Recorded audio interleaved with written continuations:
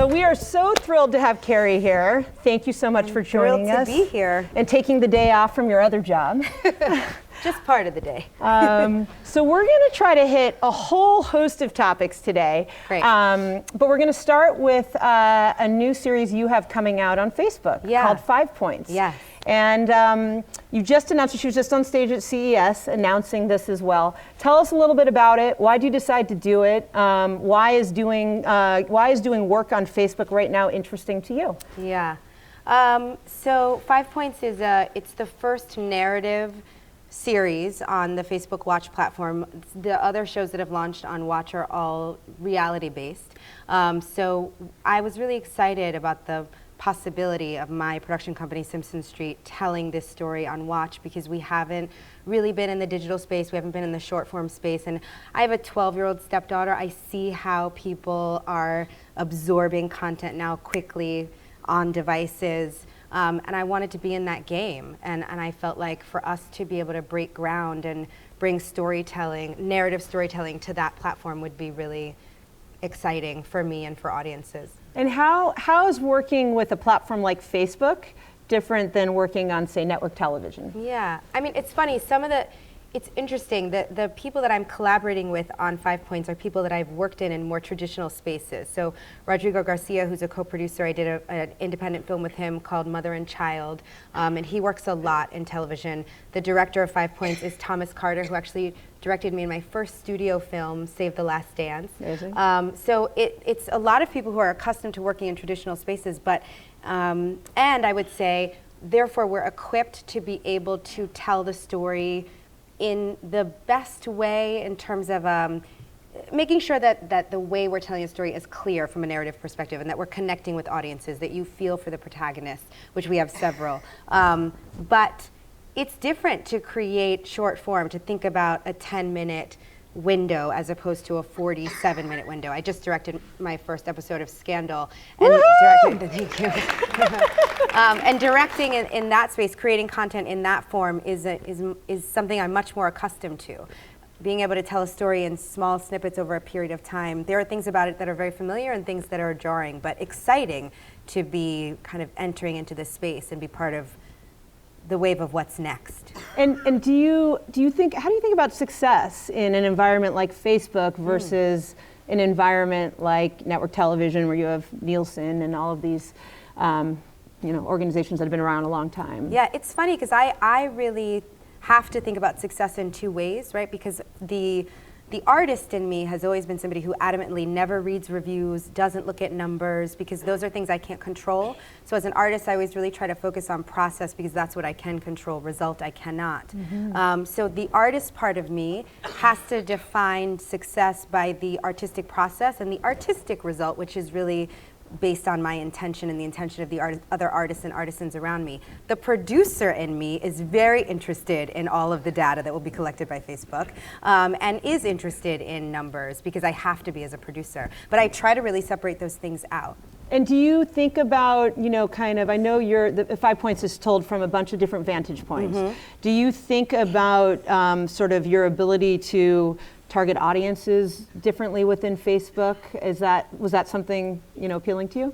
Well, one of the things we discovered in the life of Scandal, when Scandal first aired, it was this tiny little show that got a 6-episode pickup. We were all hoping that somebody would watch. We never thought we'd be around 7 years later. And the reason that we were able to have success, thrive, was because of this grassroots movement on social media. We really found that people on Twitter and on Facebook reacted to the show, bonded with the characters, and created a world in which we became event television, which was something that was disappearing because of DVR and the emergence of streaming. Event television had really disappeared for the most part, except for sporting events. But social media made our show event viewing, because you didn't want to read spoilers.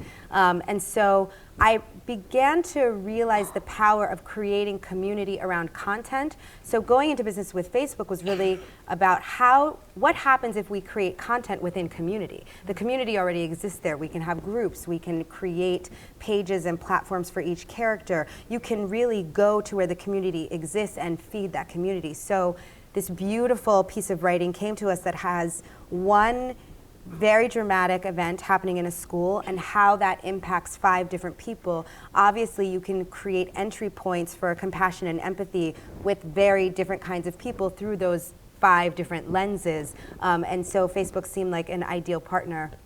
But I don't, I think that the point of storytelling is always that anybody should be able to enter the story, right? The universal is in the specific, but what connects us is our shared humanity. So the package is different because it's a character in Crenshaw or a character in Silicon Valley, but what is the same is the human experience of fear, vulnerability, love, ambition, and those things are what really allow us to enter into a story and live there and be fulfilled and connected. Amazing. I mean, I know that I definitely need to know when this comes out, so can you tell everybody when they can watch it? Yeah, it launches on Facebook Watch February 22nd. There'll be more than 1 episode to start so that you can get hooked, and then it'll be weekly after that. So fortunately, unlike Scandal, which has taken me to 2 a.m. many a nights and into the ice cream in my refrigerator, Sorry. With 5 points, I can do it kind of quickly. Yes, at least in the beginning. At least in the beginning.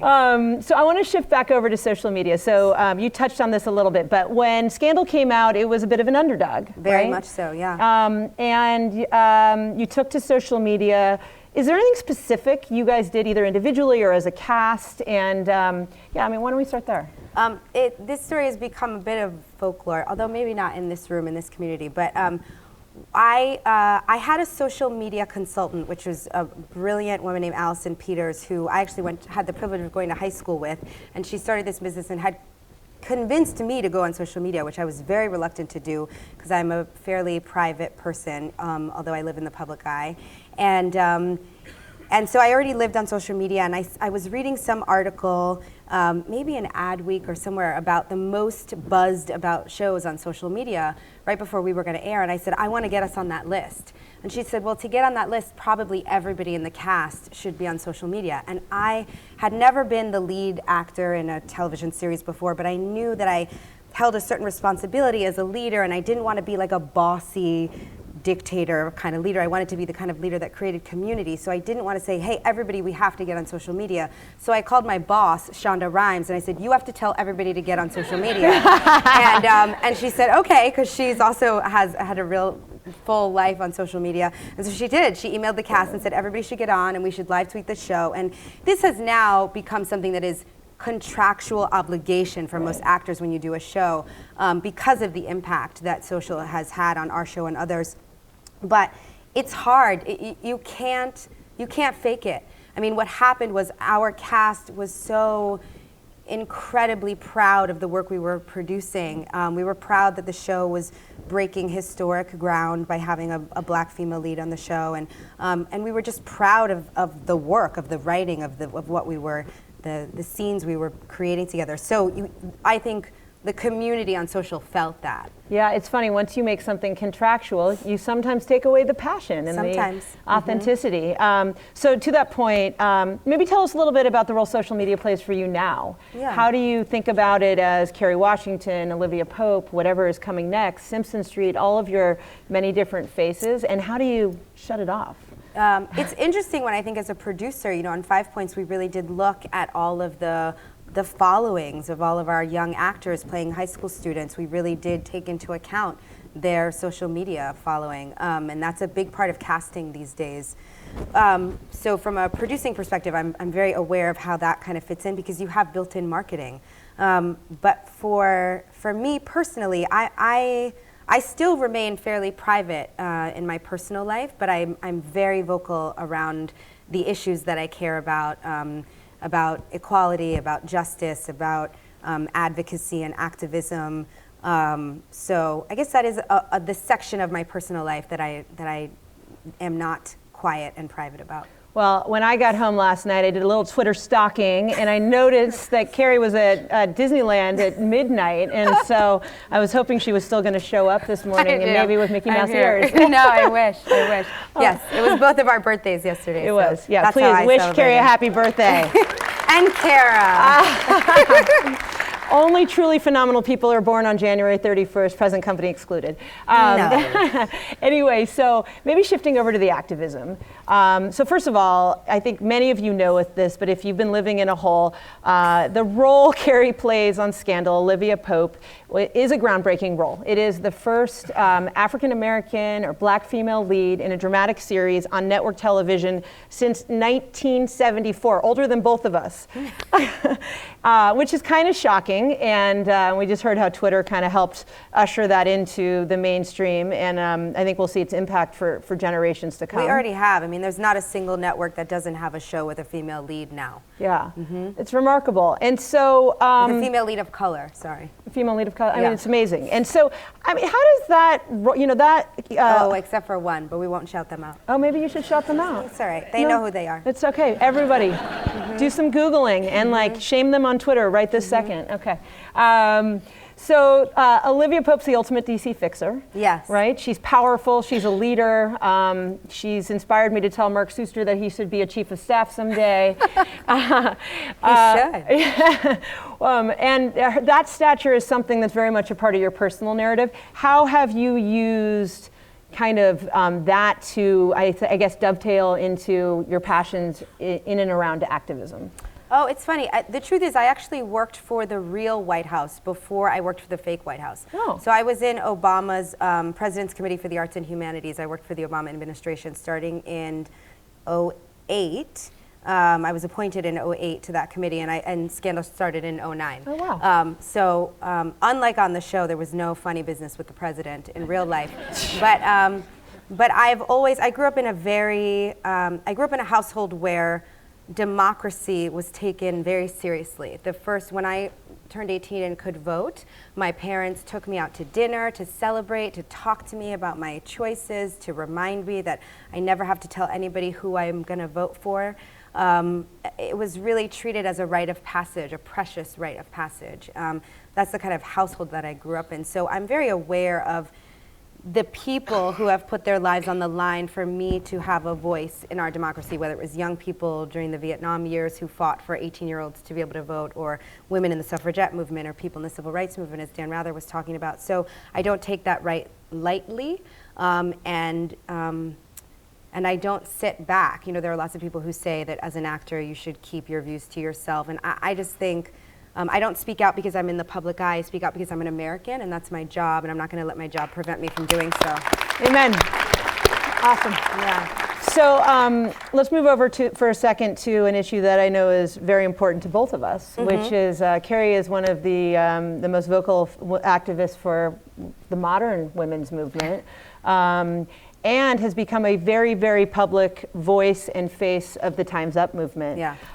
Maybe tell us a little bit about what you guys are learning right now, where you feel like you're having the most impact immediately. There's a lot we'd love to take away from that as well. It's funny, we were talking backstage about how in some ways it feels like the tech industry came alive after Time's Up and started talking about it in a different way, and you were saying, oh, it's interesting that tech kind of got excited or inspired based on what was happening in entertainment. And I was sharing that really what Time's Up came out of the farm workers union, that the female farm workers wrote a letter to the women of Hollywood after the Harvey Weinstein story broke and a lot of victims were coming forward to say that as female farm workers, they were grateful to the women of Hollywood for sharing their stories because we are the storytellers. And that although people are saying that this is a problem in Hollywood, this is a problem across all industries.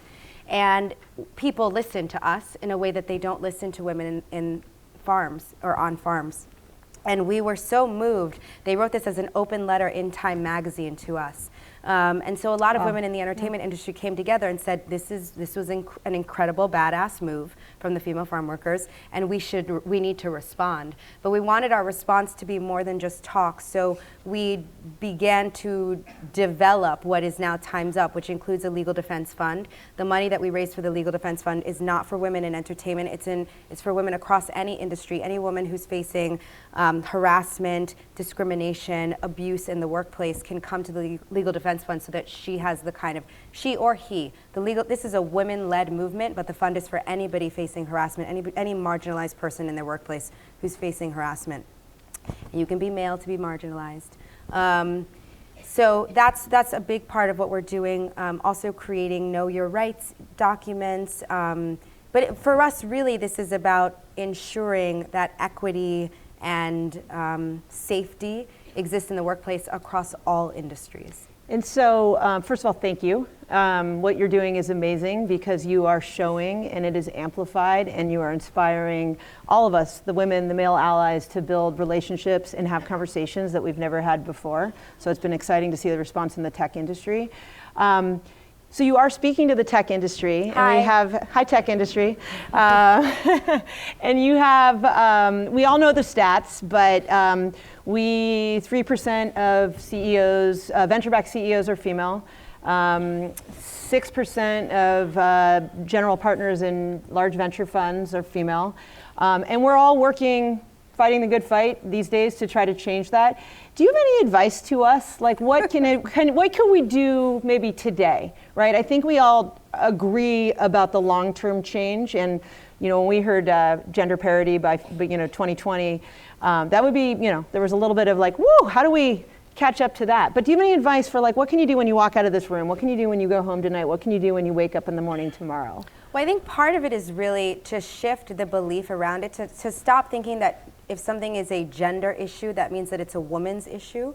We do that with race too. Like, if we have a race problem, we assume that it's a problem around Black people or people of color, as opposed to looking at humanity as a whole. So when we say we have a gender issue, what that really means is that both men and women are required for a solution. So I think that's part of it, is to really remind ourselves that this is not an isolated incident that only one segment of society needs to deal with and take care of, that it's everybody's challenge, and that we're all going to benefit from creating more equity. I think also just listening. I think we're doing a lot of work right now in Time's Up with our male allies to figure out how to have conversations where we're really listening to each other, because I think this isn't really about anything but what power looks like, and those that are in power being willing to share power, and those that don't have power having the courage to step into power. So we have to be willing to have these very delicate conversations about access and privilege and power, and to have them in ways where we're all willing to be vulnerable and to be part of a solution. Yeah. I know that I feel like that wasn't a concrete enough answer for the tech world, but it's what I got. I mean, just inspire us to be aware and go do the next thing, and hopefully you'll continue to tell us how we can get involved with Time's Up. Well, I think also real practices. I think, being able to say within your companies, what can we shift around our practices? What can we shift around our hiring practices? What can we shift around our mentoring practices? How can we make sure that when we're creating mentoring situations or creating workshops or open houses or networking, that we're going outside our comfort zones to include people from all women's schools, from historically Black colleges? I think the willingness to go outside your comfort zone is something that is going to be required of all of us. Wow, I have about 40 more minutes of questions. Do you think we should filibuster? No, there's too many great speakers after us. So I do want to shift gears here at the end to chat about what's next. So Scandal is coming to an end. I know it is. It's coming to an end. Don't ask her about Quinn. So many people with audience, like with your brand power, your audience, your growth mindset, the kind of mindset that we see often in Silicon Valley, and we see very often here in LA in a variety of different industries, which is what kind of took you from front of the camera to behind the camera to activist to social media, amplifier. As you think about what's next, people with that kind of 360, I'd say, capabilities often think about getting into investing or, other types of operating. What's of interest to you? Kara's being a really good interviewer, because we actually met in my living room in a friendly for one of the projects that I'm working on. Is that what you call it, a friendly? Yeah, a little friendly meeting. If it's meeting. not friendly, what do I do? Like, you're super mean. Go WWE to the ground? I actually was, I was expecting some very tough questions, which you had a few, but you were mostly friendly. Okay. So yeah, I'm very interested in going into spaces that go outside of my comfort zone. So I will continue to do that. My production company is fairly new. Confirmation, which was the film about the Senate confirmation hearings for now Supreme Court Judge Clarence Thomas, Justice Clarence Thomas, in which I played Anita Hill. That was our first production, and thank you. So we're very busy at Simpson Street on both the feature side, obviously the digital side, which I already talked about, and the series side for both TV and streaming. So lots to do there. More entrepreneurial stuff that I'm exploring. Basically, stalk her on Twitter, and then you'll know when you should be trying to ask me for an introduction. Yeah, that's a good idea. Yeah, good. Yeah, works. Okay, so I'm going to end with what I stole from one of our LPs, Jessica, which has become kind of my question of the summit, which is, you ready? I didn't prep you on this. Okay. All right. Not fair. What gives you optimism for this world that we have all inherited that we're going to live in? Like, leave us with some joy and some optimism and hope that you have for our children. All right, I win. You could just go back to Time's Up. Honestly, what gives me optimism is I think we are in extraordinarily challenging times, and the benefit of that from where I'm sitting is that I see bridge building unlike any other period that I've been alive for. I see people coming together across gender identity issues to create solutions that work for everybody. I see people willing to have difficult conversations because they're being faced with truths that I'm not sure in the light of a different administration that we would have been forced to deal with these truths. I think a lot of us are really comfortable. I'll put myself in that boat. In some ways, I'm comfortable. I think we all have different levels of privilege that we're navigating on a daily basis. But I think a lot of us are willing to look at the responsibility that that privilege requires of us. And so that makes me hopeful. Thank you, Kerry. Yeah. That was an amazing way to end. We really appreciate you being Thank here. you for having me. All right, thank you so much. Please join me.